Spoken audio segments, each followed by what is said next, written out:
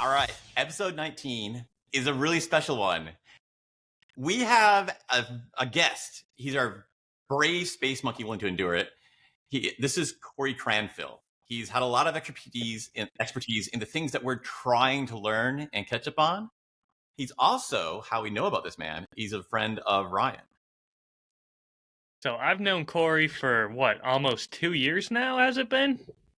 Gosh, it's got to be right. I think it's right at 2 years where we actually met in person anyways. Yeah, it was, June for Brushwood's class, right? And Correct. Oh, actually, check this out. I'm going to show you something cool. Boom. hey, Boom. Check that this good out. group. Oh, check this out. Can we get him on? Can I get him? Oh, yeah, no. right in the corner. Oh, did you see? No way. But even on that class, Cory was the man behind the scenes making it all work. I mean, he was driving us from the hotel to the headquarters there, and just from the brief interaction with him when I first met him, I knew, okay, this man is smarter than me, and I took every possible just little moment, whether we're in the car, eating breakfast at the hotel, asking him questions. And it was actually after the class, just talking with him, he gave me some of the best advice, which was what mic to get for a beginner. And I'm still using that mic now. Right. And just start recording. I would not be anywhere near where I am now if it was not for this man. Oh, thanks, Great man. advice, Cory. Thanks. I appreciate it. Yeah. Now it was a fun event. We had a bunch of people out, and it was a blast because I get to do the full nerd out. It's basically this podcast we're doing today, except across was it 2 days, 3 days, something like that? Something like that. Yeah, it was either 2 or 3 days, and so condensed. And man, I'm glad I had a notebook because I still reference back to it. Yeah. So, Cory, can you tell us a little bit about what your skill set are, who you are, what other things you're doing, and your capabilities? Sure thing. Okay, so a brief history. So my main experience as far as marketing and sales and management stuff come from my days at Microsoft. So I spent 15 or so years doing retail sales for Microsoft. So I managed all of the southern states, depending on what year it was, on the retail side. So all of the Best Buys, Office Depot, Staples, anything that would sell Microsoft products, I managed the success of that for Microsoft, in short. So that's where I learned a lot of the big box, massive retail. And then once I left there, I became an operations manager for a media company, Modern Rogue, you might have heard of. And that's where I met Ryan. And so there I ran full operations. So everything we did there, we produced shows for YouTube, podcasts, big channels, National Geographic, Disney Plus, stuff like that. And so that's where I learned how to do really content creation at much higher level there, because that's what we did literally every single day as the business. Can you tell me a little bit about that shift? Because it seems like you're going from kind of managing retail sales to that's a big shift right there. It is. Now, it's a big shift as far as what the content creation versus sales, right? Now, I did handle a fair amount of the marketing, at least broad scopes of it anyways, on the Microsoft side and the sales part. But where it was a big shift switching over to Modern Rogue is content creation. So the management skills all transferred because I managed a bunch of employees and a bunch of projects and stuff like that. So all the management skills transferred. But the big learning part for me was how to hold a camera, because I was a junior photographer, I like taking pictures or whatever, but it's vastly different when you're running multiple cameras, multiple audios on set, and then also how do you put all that together and then sell it to an audience? And then how to structure all that content. That's what the big learning curve on that side was for me. How did that connect together on your end of deciding that I wanted to do that kind of stuff, and on their side of that they wanted to teach you or have you be part of that? Yeah. So it's funny. When I was leaving Microsoft, I decided I could just stay at Microsoft forever and I could just rot in this corporate position, which wasn't bad. The 401k and health insurance and all that stuff was great, right? But my next promotion in Microsoft probably would have been about 15 years or something, the next position would have taken forever to get to just because of the way things work there. And so I was like, well, I can just sit in this, So I could just sit in this position forever, or I can design my own career. And so I thought, well, what do I want to do? I want to get to do something much smaller company. And at the time I was enjoying watching Modern Rogue. And so listening to Brian Brushwood talk about what he had plans to do with his business, I just shot my shot. So I just reached out to him on Twitter, said, hey, this is who I am. At the time I was like the president for a nonprofit. I was on the city board of a town, big manager for Microsoft. And so I just told him all that and said, hey, I'm going to come run your business. And he said, okay. And so he said, come visit me. And so I met him for lunch and he was like, cool. Hang around. I'm not going to pay you. And I said, you will. And so sure enough, after just me coming and just mopping the floors, sweeping, holding cameras, carrying bags, and then just showing off what I could do over time as far as management, and just taking over piece of the organization before Brian was like, okay, I guess I got to start paying you because I can't live without you. Dude, so you started off as kind of like an unpaid intern, just taking 100%. a leap because you love what you're doing. Just started showing up, uninvited. Just I heard they're recording today, and I showed up and started carrying that reach out. This combination of both courage, but also like some charisma. Mm-hmm. Yeah. It's, the real story is, and y'all will like this one. He said, yeah, come on down, right? And so then I'm starting to text him, and if you know Brian Brushwood, you cannot get a hold of him. It's just not something that happens. And so I was texting him. He was like, hey, I'm in town. Can we meet up? And he's not responding. So then what I did is I went and grabbed a bottle of whiskey. And then I went and sat on the slab of the warehouse before it was even built. And so then I sent him a picture of me holding a bottle of whiskey saying, would you like a drink, on his property? And so he was very concerned and intrigued by what was happening. That is a bold move in Texas. Come on, man. Bold. Yeah, absolutely. There's a phrase that I heard. It's called, they're already not hiring you. So you got nothing to lose. If it goes bad, who cares? Yeah, absolutely. Yeah. I don't know. Going on someone else's property in Texas, you might have a little bit more to lose. Yep. It was intense, but it worked out, And so he came over and he was like, wow, that was real bold, but I'm intrigued. And so we went and had lunch and talked it out, and and here we are now. And so to wrap that one up, we decided to move in different directions over there. And so I decided to start my own marketing business. And so after leaving Modern Rogue, that's when I created my own marketing business where I help small businesses like HVAC, plumbers, IT companies, and stuff like that do the content creation side. And that first experience, you learned that you liked doing this and you wanted to keep For sure. And I learned how it can be done on a budget and as least pain as possible. I don't think there's always a little bit of pain associated with content creation, just because it's effort, just like anything. But being able to smooth that out for people is the big thing I learned over there. Art is pain, right? I mean, come on, Danny DeVito taught us that one. Yeah.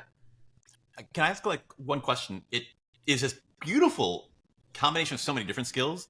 It's kind of funny where now we're at the point where actually I feel like I know enough to start seeing all of it. Yeah. Not just the courage to take the leap and the charisma to be able to do it.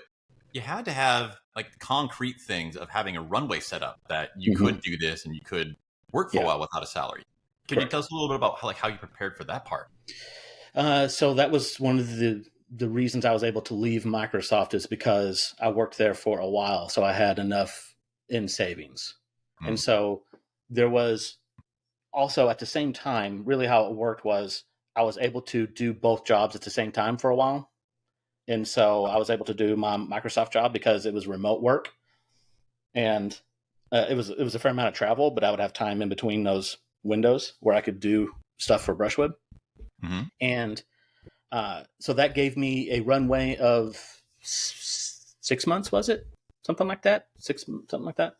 And then I was able to start drawing a salary from Modern Rogue. And then over the course of the next 6 months after that, then I was reasonably close back to my Microsoft salary. Not quite, but close enough that, it was fine. And then when I left Modern Rogue and then went on my own, it was probably 6 months of no pay or something like that. But that's because I knew that going in, like that was the plan. I knew it was going to be a while to give me a chance to learn everything I needed to learn in order to launch that business appropriately. And you kind of had been that before, where you had planned out a runway and took a big leap, just like you did with the Modern Rogue. Yeah.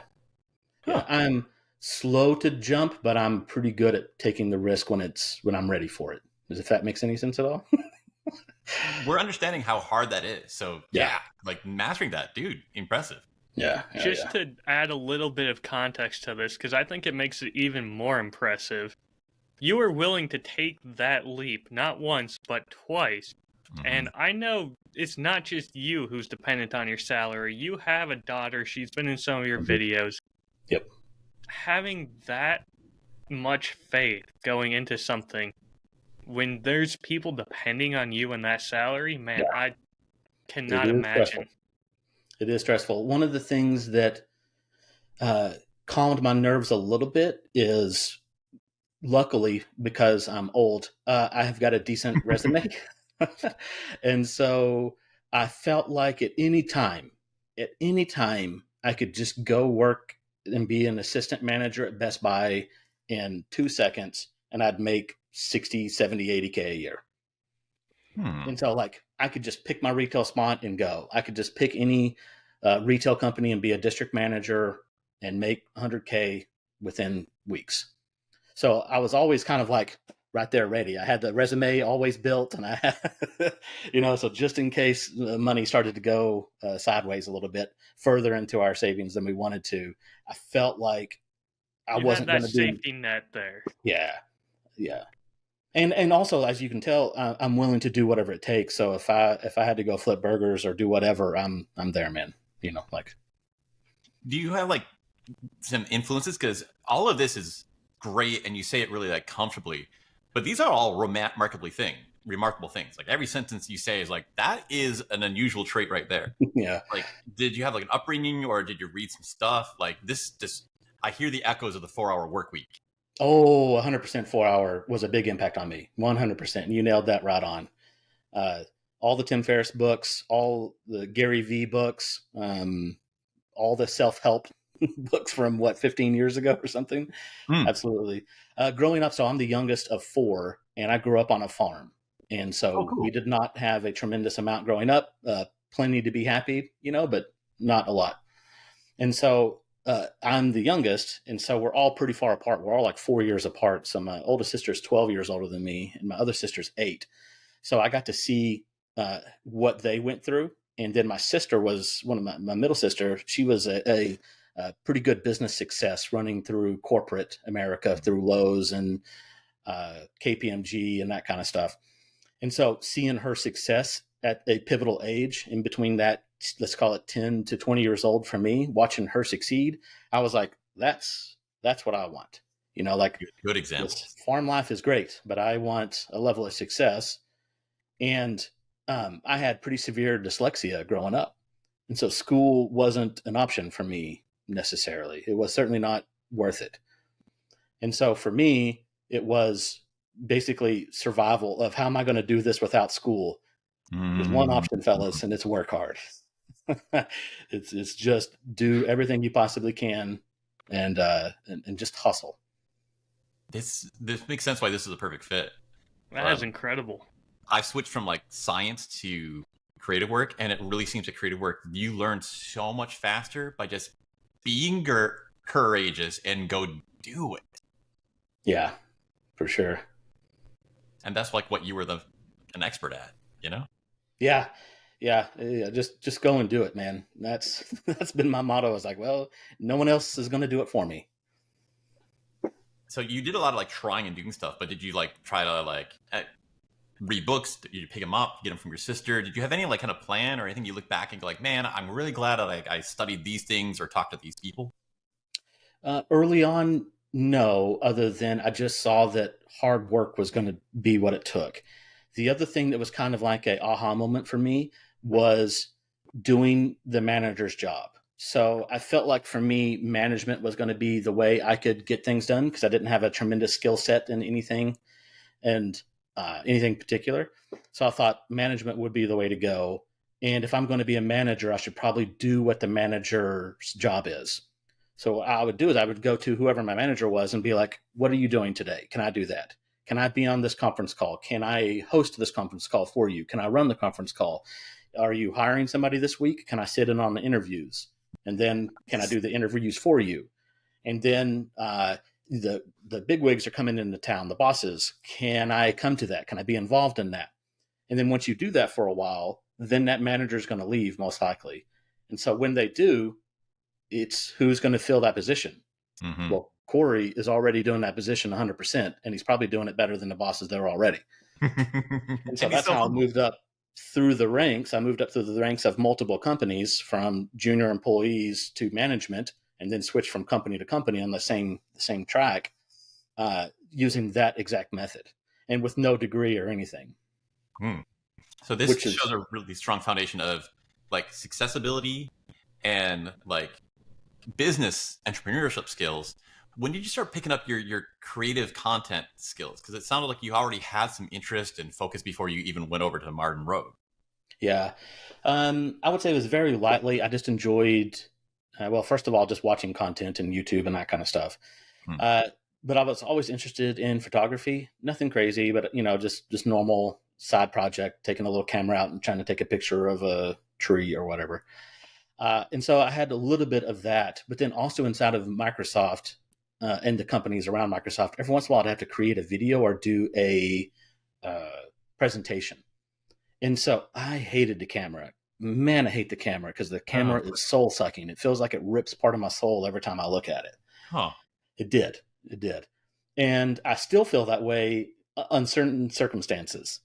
And so what made it easy for me is learning that as long as you're talking about something you are familiar with, everything is easy. As soon as you have to remember a script or something like that, that's when all the fear comes in of failure and you're going to screw it up. And absolutely I am. And it's going to suck my soul. And so as an example of this, being on Modern Rogue, easy, super easy. Loved it.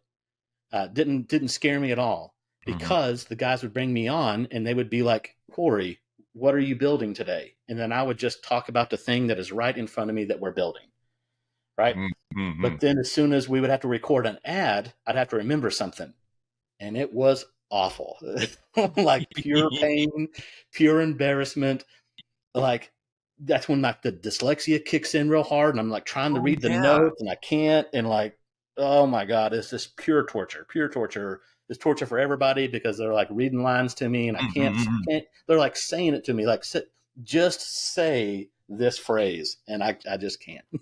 Not natural. It feels wrong. It's super not natural. And so that's what I learned when I was working at Microsoft, having to film these things is like in doing these large presentations in front of hundreds and thousands of people is as long as you're very familiar with the topic, like for us, it's like, oh no, we're in front of 400 people today. It's scary. No, we're just going to talk about Xbox and I can talk about Xbox all day long and not be worried about it. For the stuff you do, are you still doing like ad lib or bullet points, or do you start doing like some script now? Like the balance between those two is like a major question that Ryan and I talk a whole lot about. Yep. Okay. So this is me personally, and I don't know if I would recommend this for everybody. But for me, I do everything as much as possible off the cuff. So it's partially what we did at Modern Rogue. We did no scripts. We did almost no planning whatsoever. And so doing that for me is so much easier than trying, because once I start trying to remember a script, then everything gets real stiff. Yeah. And it's real bad. The only thing I will do is I will set certain, I call them like flags.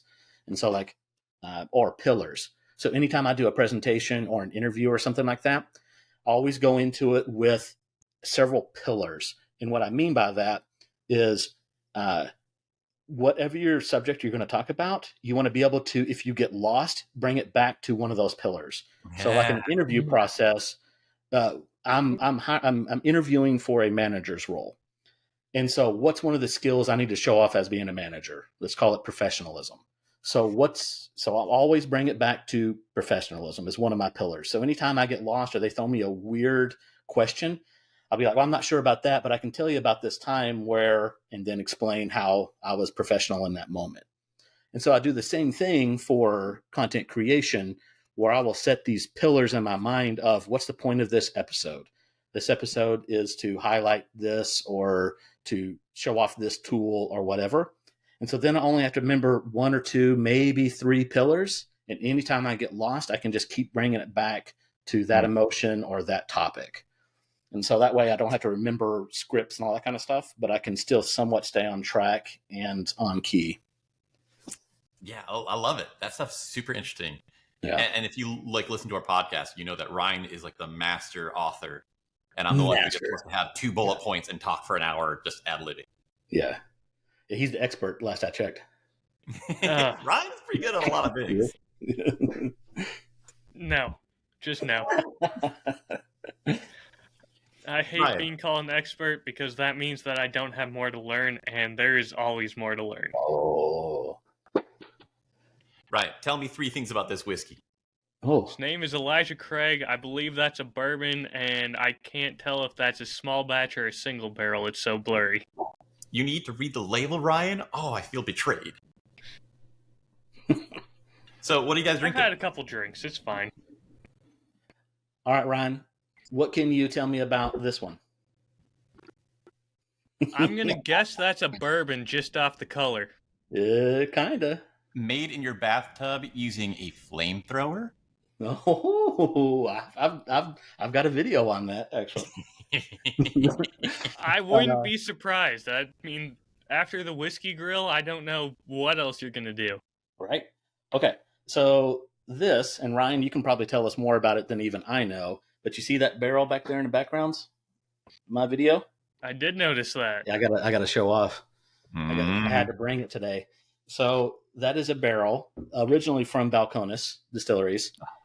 And I see Ryan's intrigued all of a sudden. Okay, I think I know where this is going a little. See, just to prove it. Yep. Hell yeah.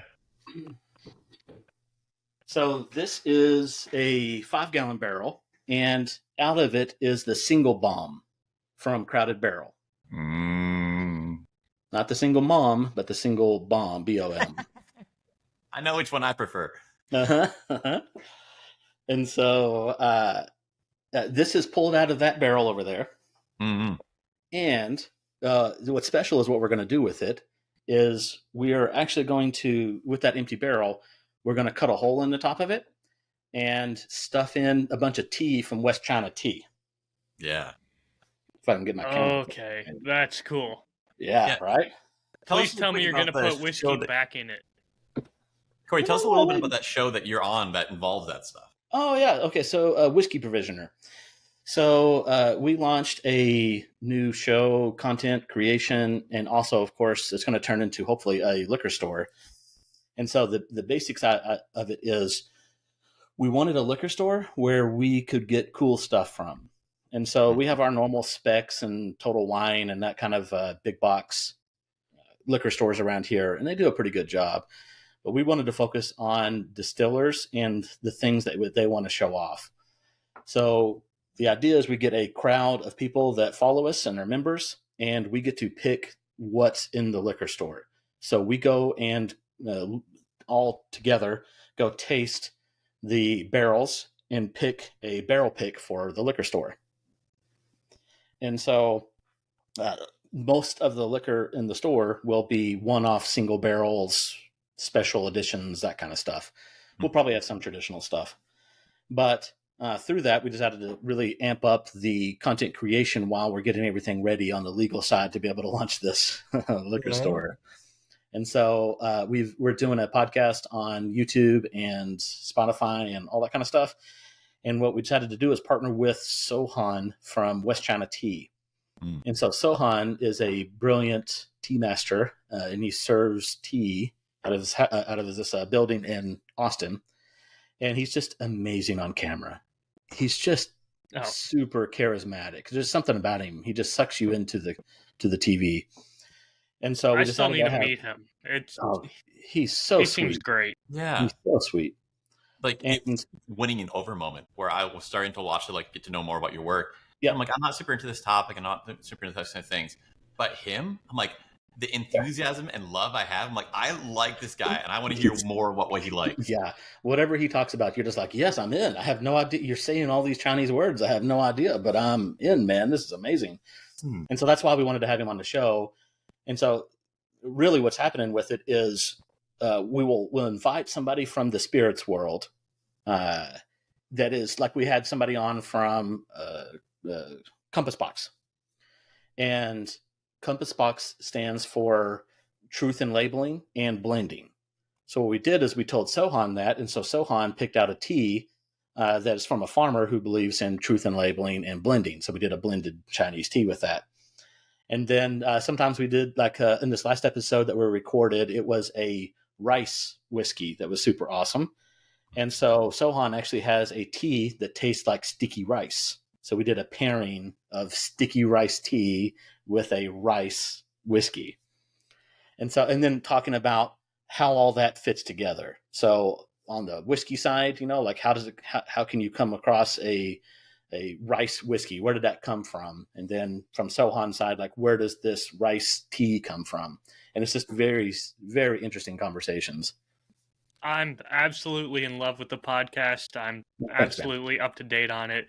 And it just blows me away on how if I go into a distillery as a whiskey nerd and talk to someone who's making it and passionate, it is that style of conversation. And it's available at my fingertips anytime I'm wanting to experience that again. Absolutely love it. Actually, right now, I am drinking a little bit of Cedar Ridge's Lost Pirate rum that was featured on their show in an old fashioned that's almost gone. Nice.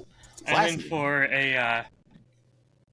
figured this would be fitting to your show as well, and I hope you can get on at some point. This is Tire Fire. All right. And this is by ASW Distilling in Atlanta, Georgia. Heavily peated American single malt. This is a single barrel cask strength finished in a rum cask. Oh, and it is like someone burned down a tiki bar, and I love it. All I need is somebody to send me the bottle. I don't know about the whole bottle, but I might bring a little bit down for you. Is it time to get down to Austin? Yeah, right? Yeah, I love you. I'm in.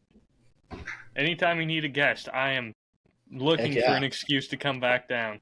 That's a good idea. We'll have to schedule that out.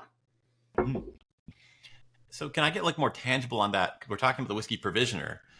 I understand you're actually the behind the camera on that one, right? Yes. Yeah. So Richard, our other co-host, he is like more of the main driver of the business side of it, of like getting everything set up. He's got the connections. And then since I have the marketing company, I'm doing the marketing side and the content production side. And then, of course, me with all my operations experience and stuff like that, I'll be involved there too. And so on the production side, it's wild, man, because we wanted it to look reasonably professional. And so I've got the gear to make it reasonably. So I've got, 3 cameras. So we do a 3-camera shoot. So one that's wide and then 2 cross shots on the 2 guests. And, but it's a echoey building that's right next to I-35 in downtown Austin. So the audio situation is challenging. And then mixed with the cameras, it was a real struggle to figure out like, okay, so how are we going to get good audio and also have good camera work?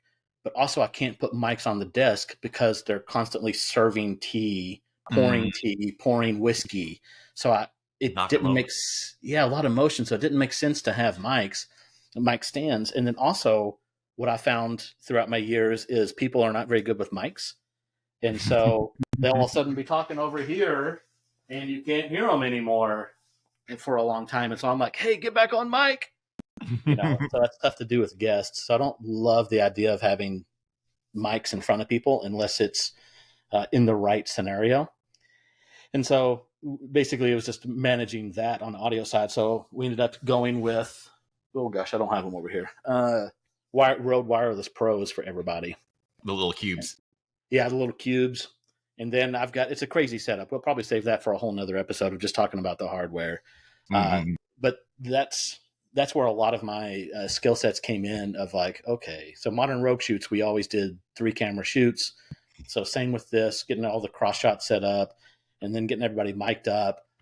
And if you watch the first episode to the latest one, you'll probably be able to tell the audio's getting better and the camera work's getting a little better. So each time I try to fix something, So I got to ask real quick. I know at least for a little bit, I'm not sure if you still do this, you're basically switching between camera angles on the fly and doing a live recording so you don't need to edit in and snip it in later. Oh, you sneaky guy. Look at that guy. I have more questions now. Look at that guy. What is the Oh, you like that, huh? You just blew Ethan's mind. I brought a secret. I had a secret weapon today. I have to get one of those. Okay, so this is. Oh my gosh, can we do this? Camera down there. That is. Wait. Wait. We're going to switch to this camera, and then we're going to bring it up off the ground.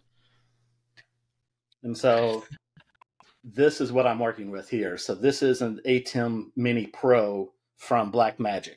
And so all I do is press one of these buttons, and it switches cameras. Press another, switch another camera. Press it back to this one, and then now, actually, for this one, I have my computer plugged into it. So I got my computer out, so I'm running another computer. That's how I'm able to show the pictures and stuff. I love that so much. I want to do this. Yeah. Yeah. And so this has made a huge difference in production for me. Because we record 2 hours for this podcast, right? And 2 hours is a nightmare to edit. And so to properly edit 2 hours worth of footage, camera switching, cutting out as much junk in the middle, it would take me probably, 16 hours, 8 hours, 16 hours, maybe more to edit it properly. Just to correct the dialogue.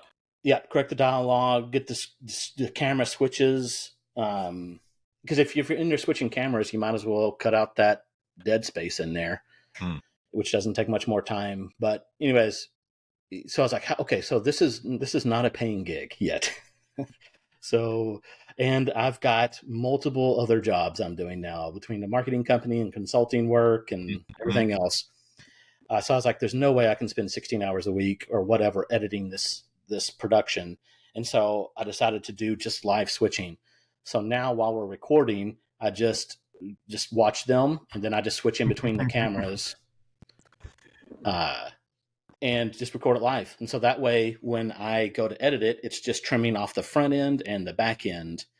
And then, of course, every once in a while, something happens in the middle, like somebody gets up to go to the restroom or somebody says something they want deleted. But it's easy just to go find that one spot. So this all goes into one stream, but you just notice in your timeline that it changed cameras, and then you know to start trimming around that area. No, it goes into just one feed, but I don't have any sort of clue about. I have to if I know I'm going to need to go edit somewhere, I just make a note on a piece of paper, or there's actually an app for. I know this. Man, I cannot remember the name of it. They used it on some of the streaming shows for Modern Rogue. Great Night. And so it's a little app. And so you can just, as soon as you hit record, you also hit the start button on this app. And then you have these little buttons on this app that's on a tablet or phone. And it says a start time, end time. And then you can mark a spot that needs to be edited or something like that. So you can just tap buttons on it. So it keeps track that's in time with your recording. Yeah. That is so simple of a solution, but would save so much time. Absolutely. Just going Richard coughed at Correct. Yep. half an hour in. Mm-hmm. Yep. And then, so the downsides to it, of this system that I have, is it's meant for streaming, this version of it, and therefore it's only 1080p. So that's fine. It's definitely for streaming, but like obviously it'd be better if it was 4K just for archival stuff. But I'm okay to deal with that just for the amount of time it saves us to be stuck in 1080p. The other good say side, that like I'm not using my laptop camera right now in much worse quality. I gotta ask you about that, Cory, because like I have 4K cameras and stuff, and we're doing like an hour a week. It turns into like 6 gigabytes of data that I'm storing. Yep. What is your storage situation? Because you must just have so much lying around. Oh gosh. Okay. So for me, I use a local NAS, a local network attached storage, and that's for my bulk archival. And there's lots of versions out there. Oh my gosh, I just lost the name of it. The one we used for Modern Rogue. It's a super popular one. I'll come up with it in a second. But what I'm currently using in my house is just a Western Digital 2-bay network storage. And so I just crammed into 12 terabyte drives into it, which is a lot of content. Yeah. It's not a lot if you're doing like Modern Rogue stuff, because we had first of all a big box full of hard drives of old stuff, but then we had Synology. That's the company I was thinking about. So we had a Synology rack that probably had 12 drives in it, and then another one that had 4 more, and they were all 10 plus terabyte drives, and it was starting to fill up. So huge, because 4 or 3 cameras rolling for an hour-long shoot, once or twice a week, it's probably half how many was it? 500 gigs, something like that, for a couple hours worth of footage across 3 cameras. I see that as another advantage of your switcher model, because you're only recording 1 feed instead of 3 cameras worth of feed. Correct. Yeah. Now there's fancier versions of this where you can record each individual feed. That would be nice. I'll probably upgrade to that someday in the future when I'm fancy and wealthy.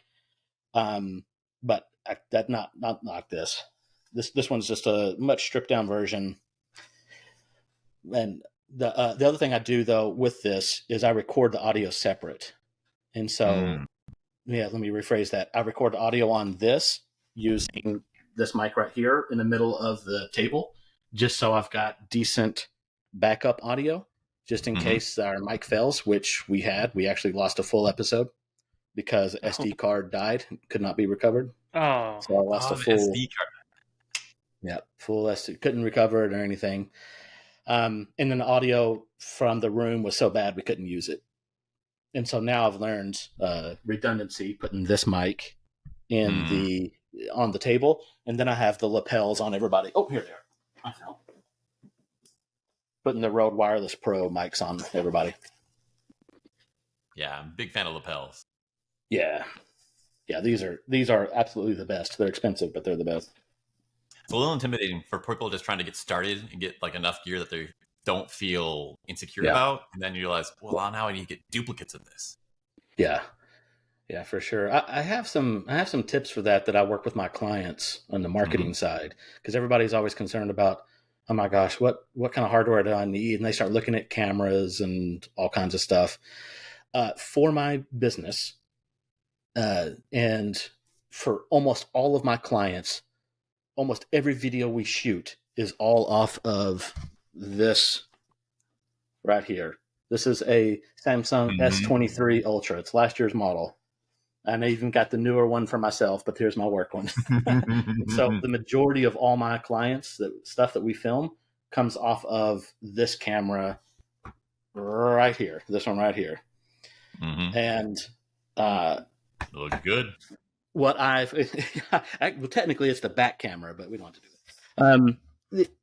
And the reason why I do that is you need the right gear for what you're going to be doing. And so for most of the content we produce for these businesses, it's short form content on social media like TikTok and stuff like that. So if you have an overproduced look to your content, people are going to swipe away. They're going to think it's an ad. Yep. And so we want it to look like what it's supposed to look like. So we want that little bit of camera shake. And so what I'll do is I'll put this camera, my cell phone, on a selfie stick, just a little monopod. So it gets a little bit of the handshake, but it still looks like what it's supposed to.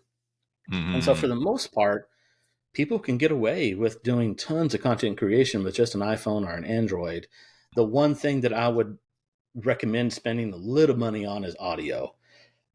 Because there's nothing that will piss somebody off like audio. People will watch something, if it's super grainy and awful, they can stomach it. But as soon as the audio is bad, people ditch fast. Yeah. And so that's where I'm kind of like, if you're going to spend any money outside of your normal cell phone that you hopefully already own, then buying a set of mics like this, then I highly recommend it, because there's some cheaper versions. So this is the big $400 or $500 set. And this one's great for me because I'm recording me and a guest. And so I need the two mics that come in this. But then there's a step down from this, I guess 2 steps down, and it's the Rode Go MEs. And so that one is just a receiver and a transmitter. So a receiver and a mic. And so that's the one I recommend everybody to get, because it's only about $150. And what's super awesome about it is it's got the one mic. Well, you can put that on somebody else, and the receiver actually has a mic on it. So if you're holding the camera, it's got the mic on it. Oh, cool. And so you can still get away with doing like an interview or something like that using that device. And it's only $150. So that's the one that's, I'm like, money might be tight, but that one is usually the one I can talk people into.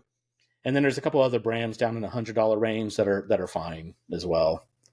Ryan and I are still like closer to the beginner stage, and over and over it comes back to, and especially in the beginner stage, having things that are freedom of movement or easy to use is the biggest payoff. So maybe like 150 is more expensive than some usual gear, but not having to plug it in, move around, like, oh, I was in the right spot, I got to move my cables.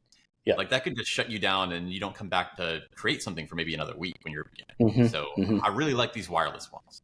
Yeah. I just spent, I think, $30 on a pair of wireless lav mics, and they're not nearly as good as the quality you have, but man, not having to worry about wires, just can set my phone up somewhere, take a video, have that on me, and not worry. It's so nice.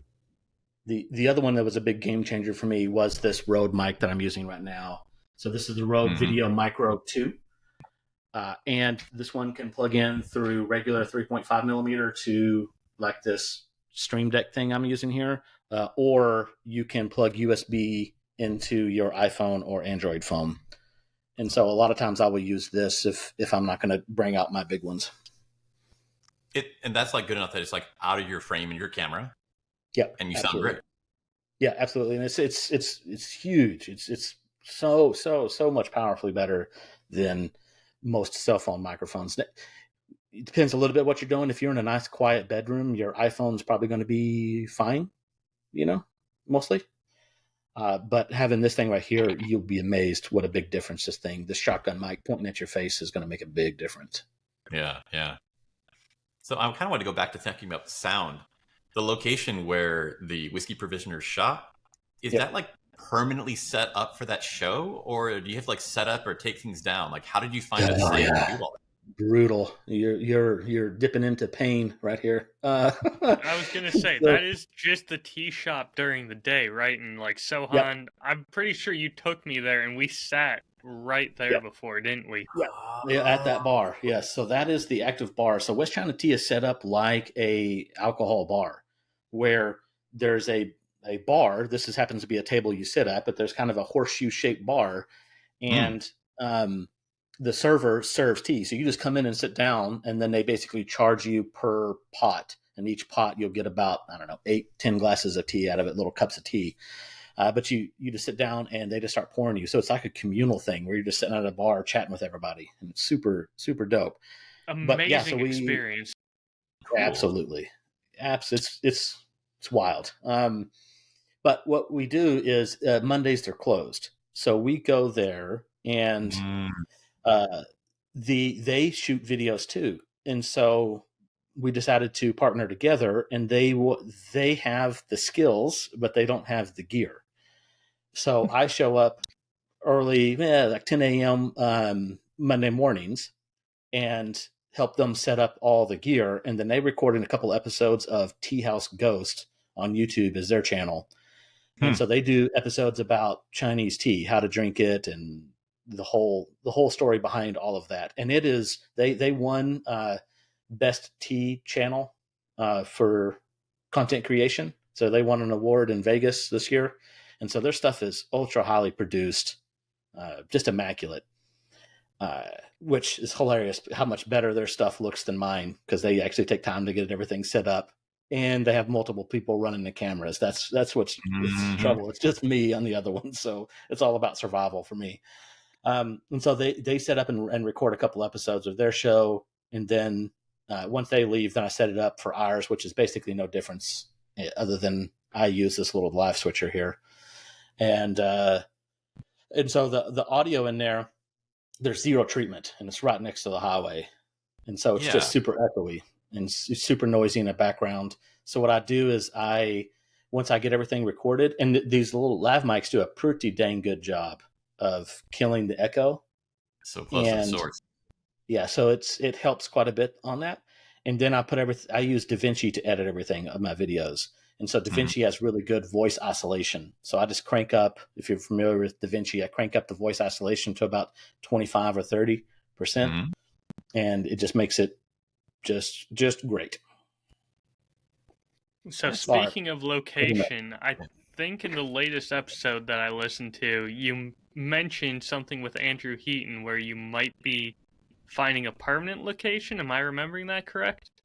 For the tea house? Or for us? I couldn't tell you. Honestly, I was driving while I was doing it. So the West China Tea, the building that we currently film in, is going to be destroyed because they're expanding I-35 rolling through downtown Austin. So that building is going to be flattened. And so they have to be out by September the 1st. And so they've already got contracts on a new location in downtown Austin. So we will be moving whatever we're doing, filming here, over to their new location. So it'll be a new set. I don't know when. It'll probably be close to September by the time we get everything set up and then moved over there. Man, these are some great stories, man. Yeah, it's wild around here. I want to make sure to at least hit two more big questions while I still have you. I want to know more about what you're currently doing right now. We talked about like the show you're shooting. I know you create some stuff as well. Yeah. So on the fun side for me, I produce Shed Logic, which is kind of a play on words. It's a lot of working out in a shed. And of course, there's not a whole lot of logic involved.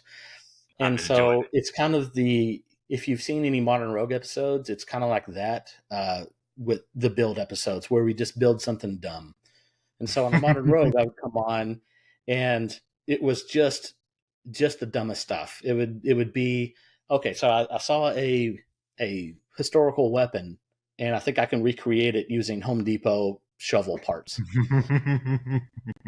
And so, I'm sorry, but the tater tot shotgun was some of your finest work. Absolutely. So I made a tater tot shotgun where it's a regular potato cannon, except shrunk down to frozen tater tot size. But then that's not enough. So we made it a 4-barrel that could break apart into 2 separate guns. And so I built a tater tot shotgun. And it's just wild. And the other things we did was like a whiskey grill. And so we did the coolest project I think you've done so far. Oh yeah. And so the whiskey grill was fun where we took it's so dumb I can't even talk about it. We took the injector rail, fuel rail off of a 2008 Dodge Charger and cleaned it out. And then programmed a bunch of stuff to be able to run the fuel injection, and then turned it facing up and put a grill over the top of it and had it spray whiskey out the nozzles instead of gasoline. And then we had pilot lights lining it.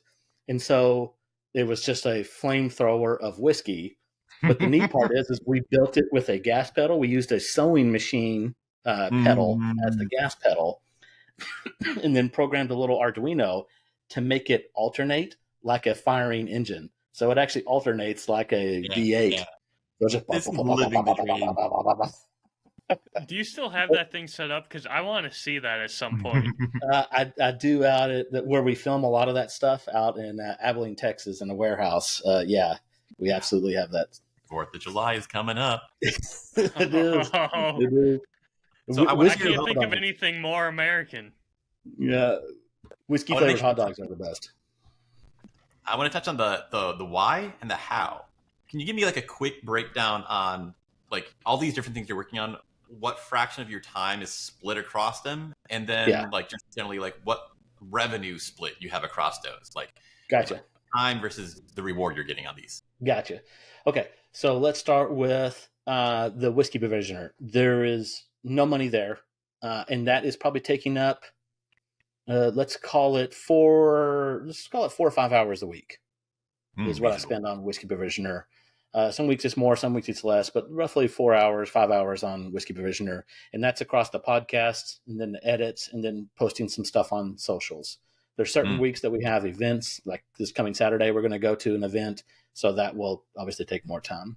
There's no money there now, but obviously that one is a bet on the future. So if we actually do open up that location and it's successful, then obviously money will come in. So that's a bet on the future. My personal side, as far as like Shed Logic, that one I am monetized on YouTube and I'm monetized on TikTok.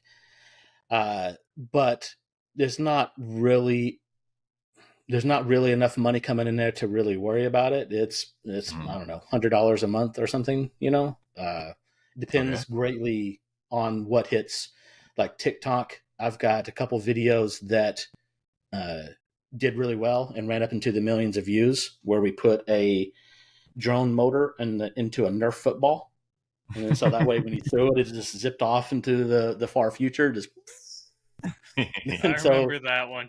Actually, you know what? I'm going to see if I can show it to you right quick, just because I want to show you the ridiculousness of what works on TikTok. And so here we go. Which way? This way. So we don't have to worry about, oh God, what happened? What did I do? I broke everything. Tap the job. There we go. Okay. So this is the video right here, and it's looping. And all it is me and my friend, and we're standing in the warehouse holding this football with the motor. And when we turn it on, it makes a wild noise and is scary, and it's next to our face. That's the whole video. That one right there is well over 2 million views. Huh. You're not even throwing it in that one? No. This is the trailer for the one that we're actually throwing it in.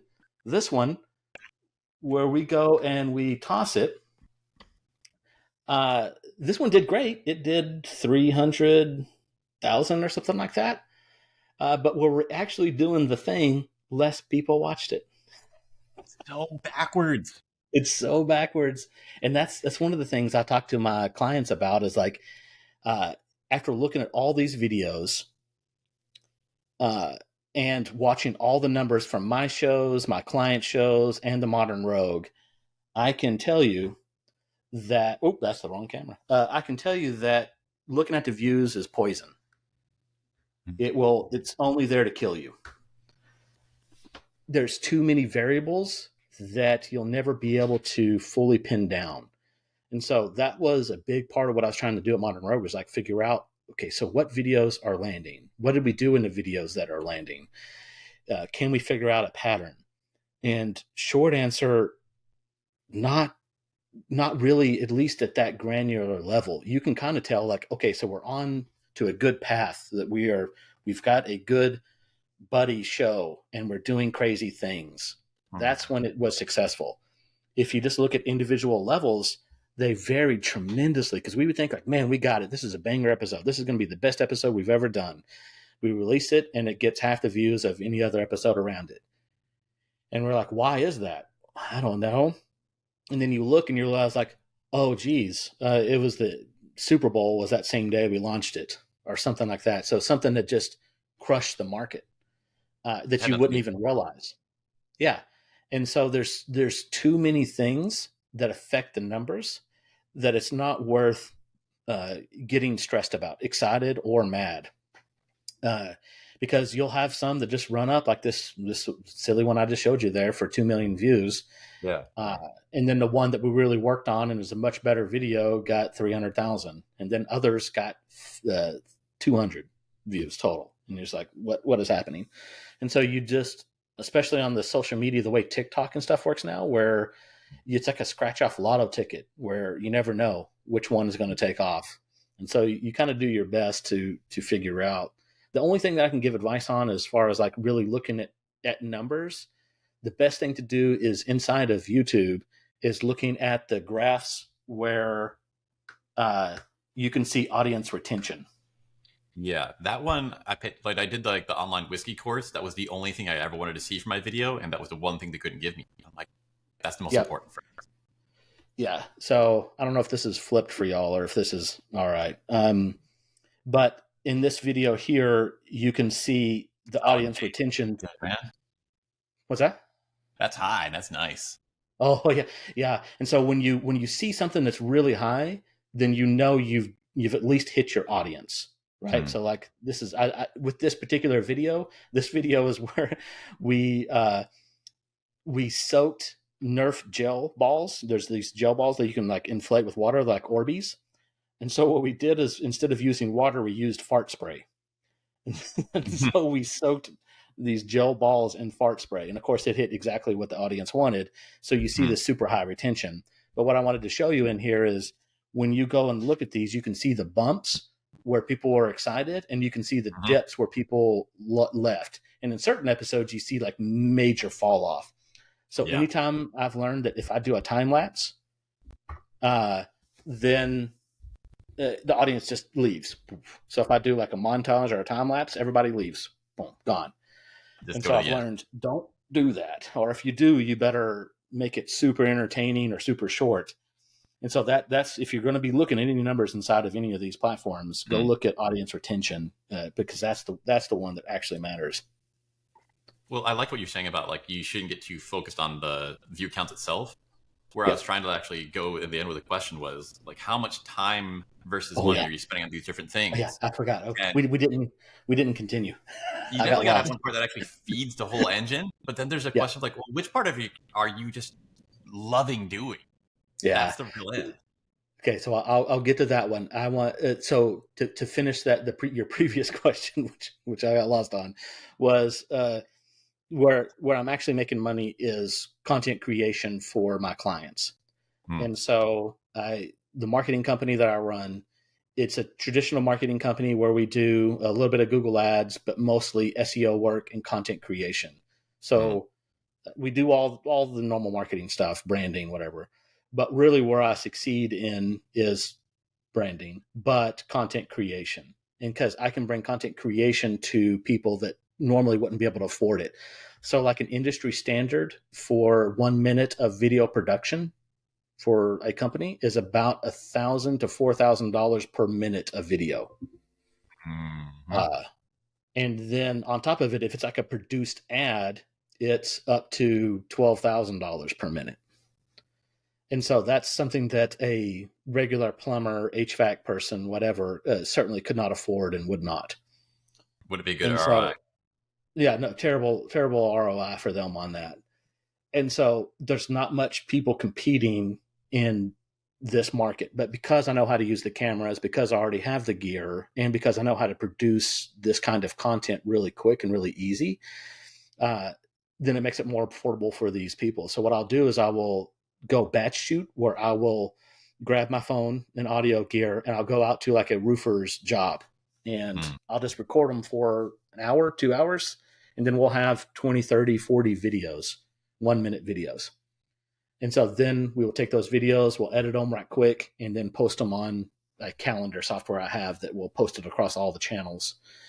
So that way it's time efficient for me and them where I only have to see them once every 3 months or something like that. And so it makes it much more affordable for them. So about Can how I much ask time in a what week? the software is that you're scheduling all this out through? Because Yeah. I'm still Good trying too. to upload things individually at the same Don't do time. that. And Yeah. So what I use is Metricool, Metricool, Metricool, and it's free, I believe. Last I checked, for y'all still connected to me? Lost him for a second. I thought you lost me for a second. If we were in Europe, we'd all be on different parts of the continent.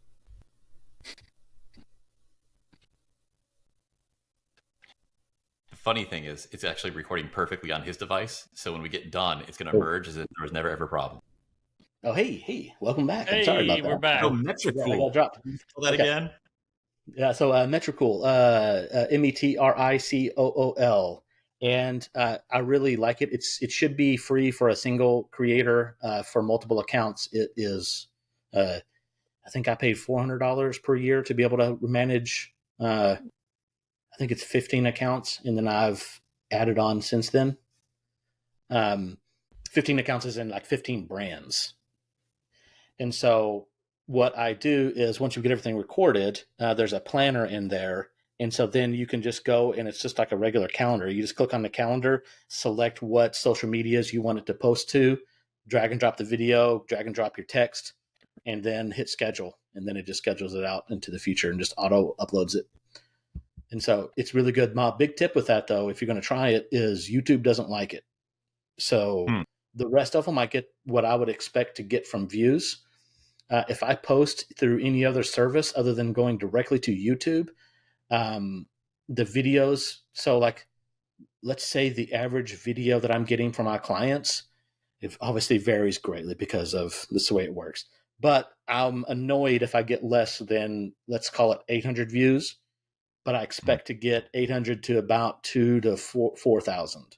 And so if I go and post one through Metricool to YouTube, and then I'll get 50 or less, like 11. And so, and I've done it enough that I don't do it anymore.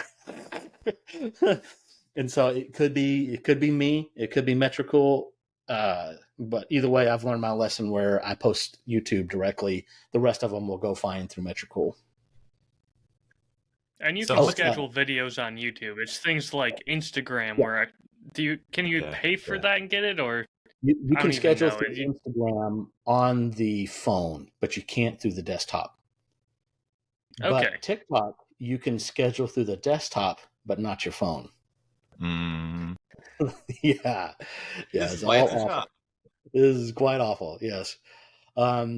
Side note, easily the hardest part about my marketing job is getting all these social media accounts set up for the clients, because Janice does not remember what email she used and password that she set up Facebook back 12 years ago.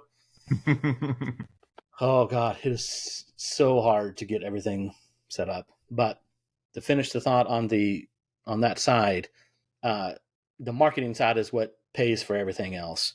And so I joined a business group to start my business because I had a good connection with an IT company here that was in a business group actually it's in San Marcos, Texas. And the business group is called BNI. They're a little culty, but effective. It seems to come with the territory. Yeah, it seems to come with the territory. But through the first 6 months of me joining them, it took probably about, 2 months for them to kind of get used to me and comfortable. And then all of a sudden the money started pouring in. Within the first 6 months of joining it, I was already at north of $150,000 per year of booked contracts. And so felt pretty good. And then it was, what I really enjoyed about it was like, oh, this can scale. Like there's so many companies that need this. Like everybody. I joke about, it's what I do for a living is tell everybody they're doing it wrong. And so, and it ranges from, a couple $100 to several thousands of dollars per month in services that they pay for. And so it just depends on what type of money they have to spend. I kind of talk about it being like a volume knob, where if you're a single plumber, you probably don't have thousands of dollars and your cost per acquisition of customer is probably less, versus an HVAC company they make a lot of money, and their cost per customer acquisition is like they're used to paying $300 to $500 to acquire a customer. Mm-hmm. And so, and then also, if you think about it, like if I'm going to charge, let's say $30,000 per year to run an HVAC company's marketing, how many HVAC jobs would I have to sell for them to pay for myself? Mm-hmm. 1, 2, 3, not many. And so versus a plumber, how many, sink fixes would I have to sell for them? I'd have to sell a bunch in order to make that profitable. And so that's why I tend to go after those larger companies. How many hours a week do you feel like this takes up in your time? So that one is probably 60% of my time, something like that. And then the other piece of my time is I do consulting work as well.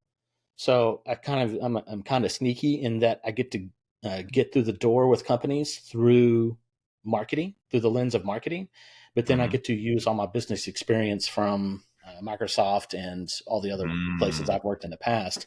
Because as soon as I get in there, I realize like, man, you need marketing, but you need a business overhaul way more than you need marketing. Like my marketing is going to help, but having better employees is going to help you way more than my marketing will. That's interesting. You're the first person I've heard going that route. It makes complete sense. Which route? That you're doing the content creation, but then you also like, okay, I'm actually going to help your business into better core product. Yeah. And it's one of those where it takes time to build that trust inside the company before you can really start doing that.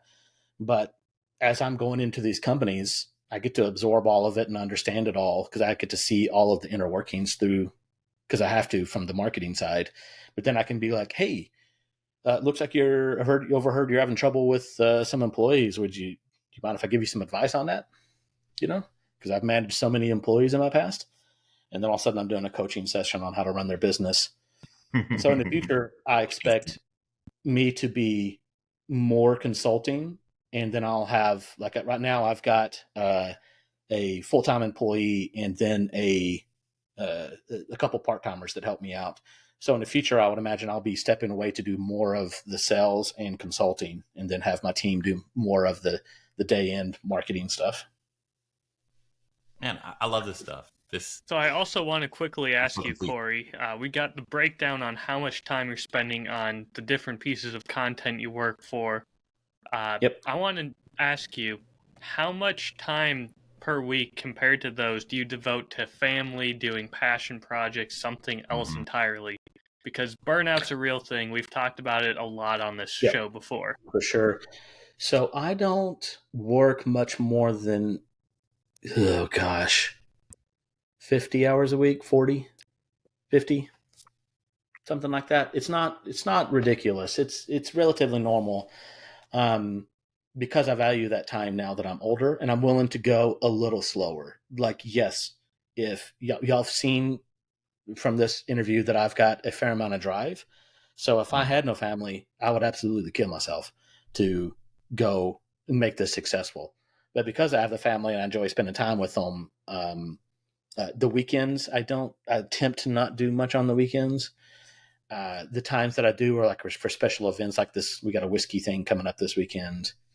But most days I'm home by 4, something like that. I would imagine. Nice. Leave it on almost 7:30 in the morning. And so one of the things is the consulting job I was talking about. One of the consulting jobs I do it's actually operations and business management consulting for a IT company. And so I actually office out of their building. And so I help manage their employees and the growth of that company. And then I also get the use of their office. So I just go there 3 days a week, roughly. And then the other 2, I'm basically home editing or going out to clients and stuff like that. So I tend to keep it. Microsoft trained me well on work-life balance. That was a big thing there. That seems to count more than I realized when I started out. Yeah, for sure. like I respect your work ethic that you would be putting more like everything if it was just you. Everything. But Yep. the phrase I keep on hearing is the person who wins in business is the person who's still doing it.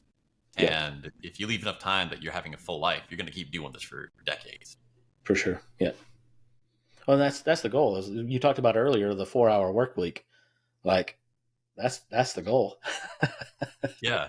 You know, maybe not that exact thing, but something similar to that, where it's not setting things up for a life that could be similar to that, where it's less than 40 and you're not the one that's doing the majority of the driving. Mm-hmm. Yeah, I kind of want to get like your thoughts on like your why, because there's a certain amount you like. We all have to make a living somehow, but you're choosing this way as some of a different route, and then you dedicate this extra time to doing the Whiskey Preventer project and the Shed Logic project. You know, like what like excites you about this? What do you like get out of it? What do you why is this your thing? It's maybe less entertaining than you want, but I'm pretty. Oh gosh, what's the good word for it? I don't even know a good word for it. But it's not like, oh my gosh, I've got all this passion for this, right? Mm-hmm. I'm decent at it, so there's some passion there. But I grew up not having a tremendous amount of money, and no one was going to give me anything, and I didn't have the education. So how do I retire and have the things that I want as I age? And it's through effort. And like, yes, my retirement from Microsoft would have been decent, but if I run my own business and it is successful, will greatly overproduce whatever I made in corporate America. And so I'm betting on myself to have that American dream that we all think about, having a bigger home and or more comfortable life towards the end of my days. Yeah. And also leaving stuff for my daughter. And so I do not, there is no nest egg for me. There's no trust fund. There's no, it's whatever I make is what I'm going to make. And so I thought the best way to do it is betting on myself and going out there. And if I fail, then corporate America will be right there ready for me. And so that's what drives me, is I want success for me and my family. And I do enjoy it. So like, I could be doing a lot of things. I could be district manager for some corporate, but I would much rather be doing this stuff, working for myself. And it just so happens that I've got good skills in this, and it's not a terrible job. Doing content creation is not a terrible thing. Not a terrible job. It's not like this. Like, I've always dreamed about doing content creation for a living and content creation for clients. It's more of like, I happen to have this skill set, and it is much better than being on a roof. I think this is like a more meaningful answer, because a lot of the people I know who are like, it's been my dream, that's a person who's like 25 years old and they're like watching YouTube nonstop. And that's a great path, but it's not a path that's going to fit me. And so hearing about your life is applicable to a whole new audience of people who are trying to do the same thing you're doing. For sure. It's what I tell my clients is like, why should you be content creation? And it's because attention, you need to be, if you're going to run a business, you're going to need to be where the attention's at. And so what I will tell them is like, think about the Yellow Pages. I think y'all are old enough to remember the Yellow Pages, or at least seen it in a movie. I mean, you take two of Ryan's, and maybe I remember like ripping the Yellow Pages in half with like a special thing to do. Yeah. And so, do you use Yellow Pages anymore? No. So Google will replace that. And so what happens to Google in a handful of years? I'm not saying Google's going to go away, but attention has shifted. And so when you search for something, like in Google, so if you're going to search for something, I'm guessing y'all use Google. And then do y'all just click on the absolute first link you see? Or do you scroll down? I like to scroll. Yeah, you scroll down and you look for the one that's not the ad, right? Well, then do you just click on the first one that's not an ad and buy? No. Typically what you do is you're looking for proof that whoever you're looking at is a legitimate company and they can serve your needs. And so you're looking for all the signals that you can possibly get about this company. Do they look like a legitimate company? Do they look like they're local? Do they look like whatever you're looking for? And then so where do people look for that stuff now? So as an example, number one search engine in the world is Google, right? Do y'all know what the number two search engine in the world is? I want to say it's like Alibaba or something. YouTube is actually the second largest. Oh, okay. Yeah. And then what do you think the largest search engine is for people under 30? TikTok. So if that doesn't scare the crap out of you as a business owner and if you're in this world doing business, I don't know what will. I mean, maybe it'll be Bing Bong next year and not TikTok, but it'll be something, right? And so are you building the muscles to compete in the world where attention is divided? In the past, the only place to find a business was in the yellow books. The only place in this last 20 years to find a business is through Google. Not anymore. So people are switching over to different places to see if they can prove that you're a legitimate business that can serve their needs. So why not show up on all these accounts? Why not show up where the attention is? It costs the same to produce that same 1 minute video, because a 1 minute video will go across every service. So TikTok, Instagram, Facebook, LinkedIn, it'll go across everything. So why would you not? And it doesn't cost any more to post it to each one of those, and they live forever. So just hit the button and post across all of them, and it proves to your customers that you are a good business to work with wherever they happen to find you. Yeah, this is great stuff. It's true, it's useful, but even if you do a different niche of content creation, what you're saying explains so much of how the entire business world works that the world makes more sense understanding this. Yeah, for sure. I'd like to ask you a little bit of like do's and don'ts. Yeah. This is my favorite question that I like to ask everybody when I first get them talking about content creation. Yeah. Tell me something that like amateur or intermediate people do in your career that is done wrong and it riles you up. Here's a great one. They don't post because they're a perfectionist. So people are so scared that they don't even think about doing this content creation because they're like, there's no way I could do it right and do it good enough to post. And that's not the point. Yeah, Ryan's raising his hand over there. I remember when you gave me that same advice, just buy a microphone and do it. Almost exactly a year ago. Yeah, you just got to do it. And so what I see is they're perfectionists and they're concerned. They're about the ums and the ahs, and they're not going to look good. And what about the cameras and the audio? And and they get scared and they won't post. And so how I get people over that is two things. One is we talked about it a little bit earlier, but stay in your lane. So nobody's asking you to reinvent the acting wheel. Nobody's wanting you to reinvent how cinema is done. If that's your thing, that's your thing, and we're not going to be having this conversation at that point. But most people that don't post, they're thinking like, oh my gosh, what about acting? What about whatever?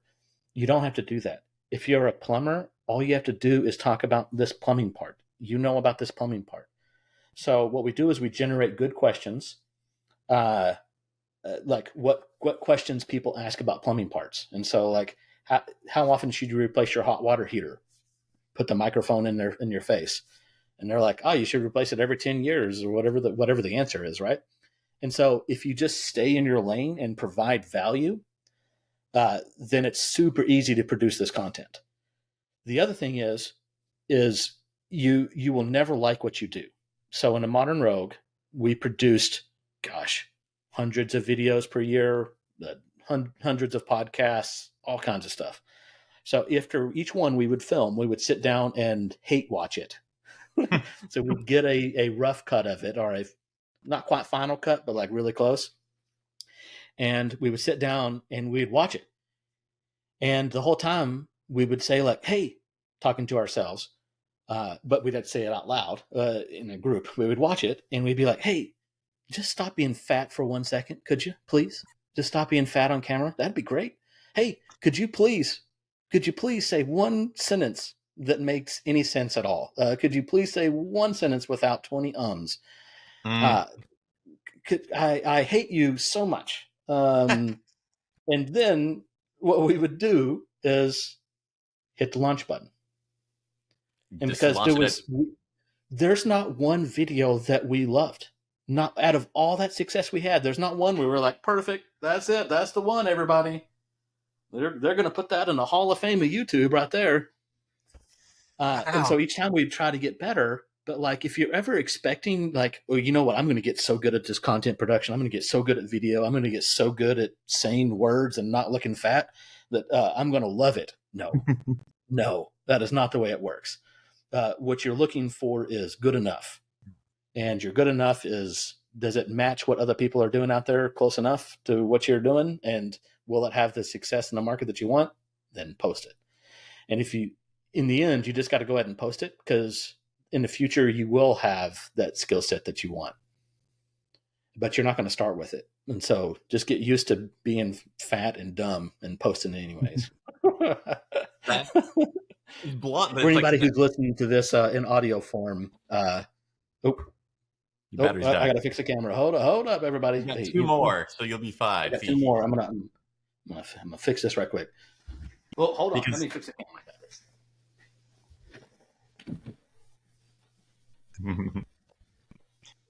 Because, like, you know, like Ryan, we've been talking about this a lot, and like, don't be a perfectionist, don't too much to make small pots. And it feels like you need to have 1,000 different ways to say it for it to actually make sense. And this whole thing of like, yeah, like it's okay to not like it, even when it's done. And I haven't experienced that. Everything I've been like, okay, I gotta like dial it down to 85%. But I'm still looking at like, I like what I did. I'm super proud of this. And every time I release it, and like I'm so freaking burned out from the amount of work it took to get it to the level that I felt proud of it, that it wasn't worth it. Man, I can't relate to that. I wish I could. Every time I hit release, I just go, yep, nope, I hate the sound of my own voice. I wish I had this deep, manly voice. I wish I didn't stutter. I wish I didn't have a Midwestern accent when I say the word bag.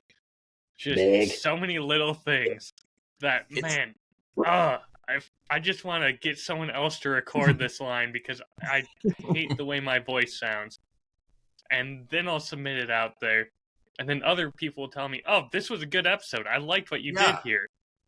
That's okay, irony. Now I'm proud of it. I need you to tell me this is good, and then I'm proud of it. Because, like, I listen to my thing, and I listen to your thing, and I like my thing. I know that your stuff is better. It's, like, way more polished, more professional. And, like, if anyone should be proud of your stuff, you should. Man, you at least have a camera for your podcast and everything. I'm still just recording audio for my show, so... You still dunk on me. It's like, it's unfair. No. It's unfair. Well, we're getting towards, like, the end of the time. So, if there was a question for you to run by us, we'd love to field it, Cory. Yeah, for sure. This is my favorite question to ask. What is your motto? What do you stand for? And if you want, you can make it just about this channel, or you can go independently. But my question is what's your motto? What do you stand for? So when somebody listens to this show, what do you want them to say about you? Like, man, those guys are really what? Those guys really stand for what? What is your motto? Yeah, I got an answer for that. Especially for this channel. I almost consider getting a tattoo of this. I want them to say about us that, like, we did something worth doing, but showed how you could enjoy it.